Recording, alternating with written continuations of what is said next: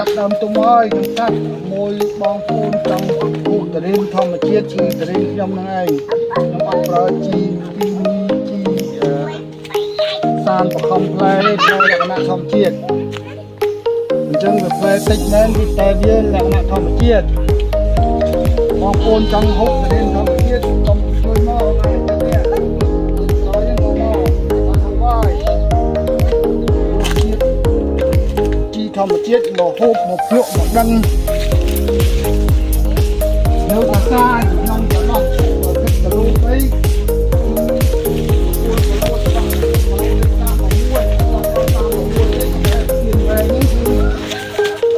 ខ្ញុំនោះ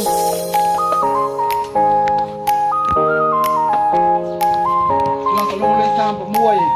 ចូលមកទឹកដល់ចំការឲ្យចង់លេងដល់ចំការក៏បានរសជាតិពិត